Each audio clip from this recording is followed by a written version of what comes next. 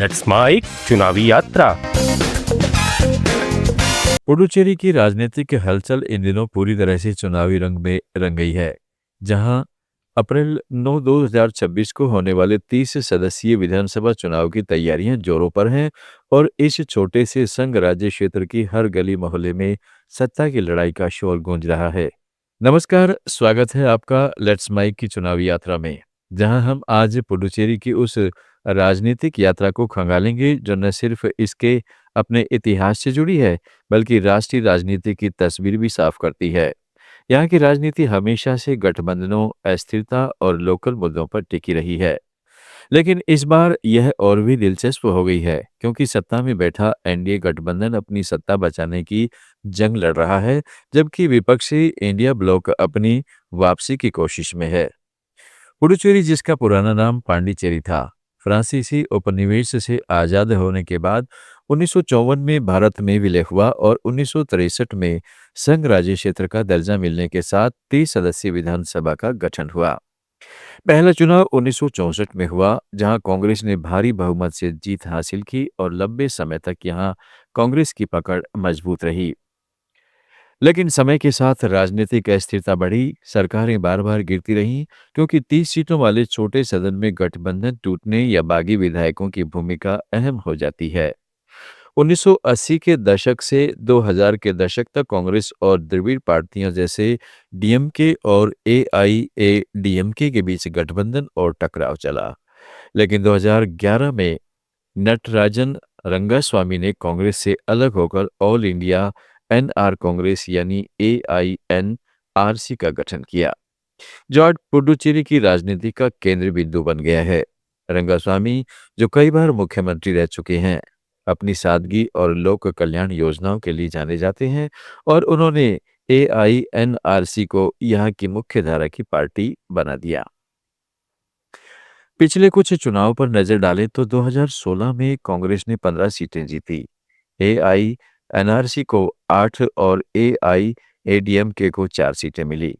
लेकिन 2021 के चुनाव में राजनीतिक समीकरण बदले गए। उस वक्त एआईएनआरसी ने 10 सीटें हासिल की, भाजपा ने 6, डीएमके ने 6 और कांग्रेस सिर्फ 2 पर सिमट गई, जबकि 6 निर्दलीय भी जीते। एनडीए यानी एआईएनआरसी भाजपा गठबंधन ने 16 सीटों के साथ बहुमत हासिल कर रंगास्वामी को चौथी बार मुख्यमंत्री बनाया।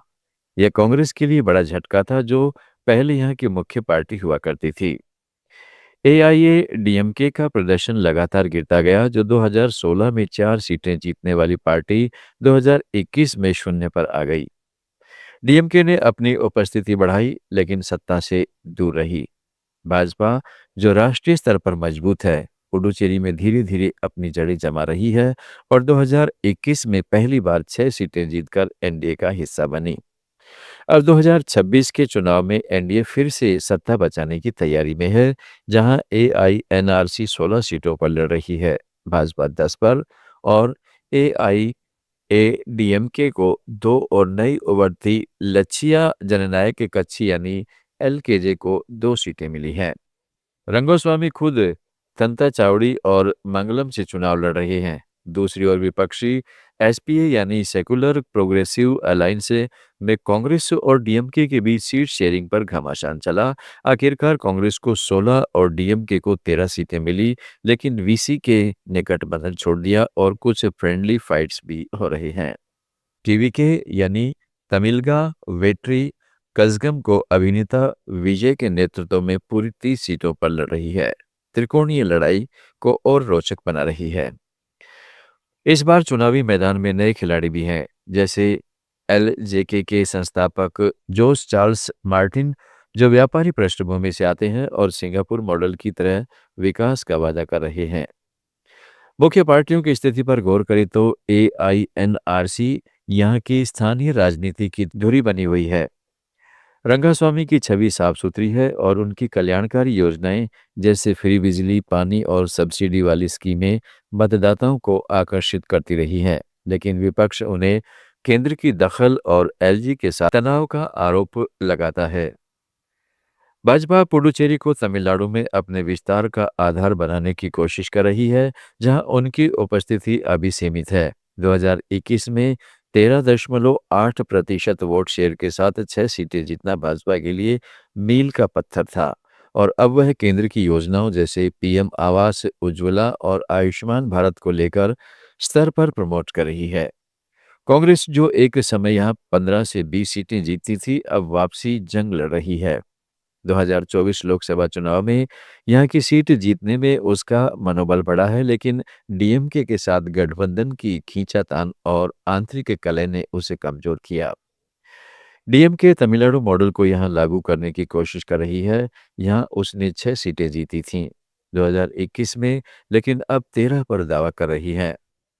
एआईएडीएमके का पतन स्पष्ट है और अब सिर्फ 2 सीटों पर सिमट गई है और उसकी कैडर भाजपा की ओर झुक रही है।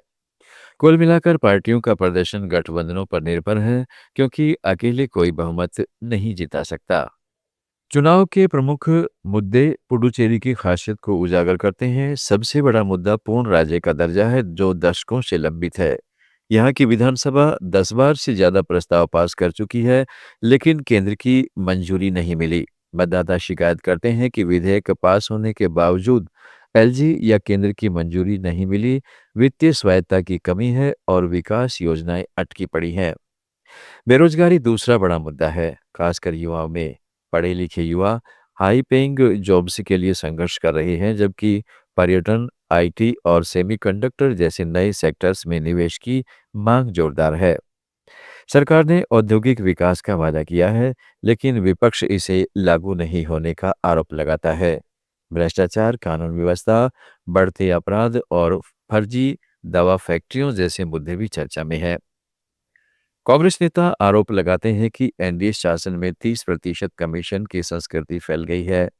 ऑरोविल जैसे विवादास्पद मुद्दे भी हिंदुत्व संगठनों की बढ़ती गतिविधियों को लेकर सुर्खियों में है।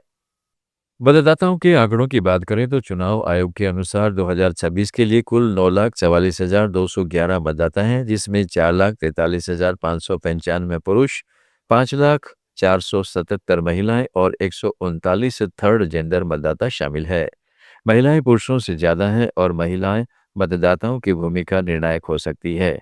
कुल मतदाताओं में 6% की बढ़ोतरी हुई है, जो युवा और नए मतदाताओं को इंगित करता है।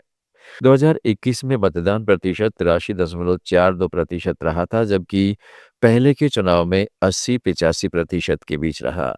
पुडुचेरी में पुडुचेरी, कराईकल, माहे और यामन जिलों में तमिल, फ्रेंच और स्थानीय प्रभाव है, जिससे चुनावी रणनीतियां क्षेत्रीय हो जाती हैं।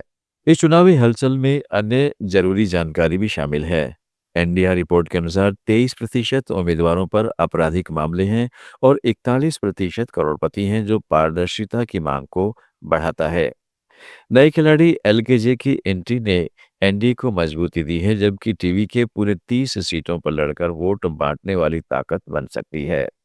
रंगास्वामी सरकार ने कल्याणकारी योजनाओं पर जोर दिया, लेकिन विपक्ष इसे केंद्र की दया पर निर्भर बताता है।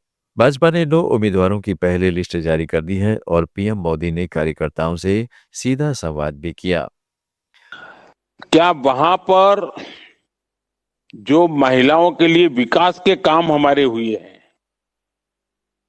जैसे लखपति दीदी हो, ड्रोन दीदी हो, या किसानों को पीएम किसान सम्मान निधि मिलती हो, ये सारी बातों का लोगों को पता चल रहा है क्या? आप लोग बताते हैं क्या? विपक्ष में कांग्रेस से डीएमके की फ्रेंडली फाइट्स जैसे मंगलम थिरुवन्नमई में सीटों पर टकराव ने गठबंधन की कमजोरी उजागर की है।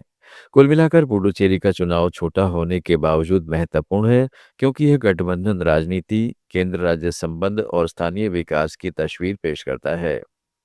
लक्ष्मण की इस यात्रा में हम देख रहे हैं कि मतदाता राज्यहुड, रोजगार और स्थिर सरकार में से क्या चुनेंगे। क्या एनडीए अपनी सत्ता बचाएगी या विपक्षी ताकतें वापसी करेंगी? यह 4 मई को मतगणना के दिन साफ हो जाएगा, लेकिन फिलहाल राजनीतिक घमासान चरम पर है। पुडुचेरी की यह कहानी सिर्फ चुनाव ही नहीं, बल्कि एक संघ राज्य क्षेत्र की संघर्षपूर्ण यात्रा की है, जहां फ्रेंच विरासत से लेकर आधुनिक भारत की राजनीति तक सब कुछ समाहित है। यहाँ के मतदाता शिक्षित और जागरूक हैं जो मुद्दों पर वोट देते हैं, न कि सिर्फ चेहरे पर। विकास, पर्यटन को बढ़ावा, स्वास्थ्य और शिक्षा जैसे मुद्दे भी अहम हैं। रंगास्वामी की AINRC ने 2011 में यहाँ की राजनीति को नया रूप दिया, लेकिन अब भाजपा की बढ़ती भूमिका और DMK कांग्रेस की कोशिशें नया समीकरण बना रही हैं। चुनाव अपडेट्स के लिए जुड़े रहिएगा लेट्स माइक के साथ। आप सुन रहे थे let's mike more than radio. Follow कीजिए हमें हमारे सोशल मीडिया प्लेटफॉर्म्स पर।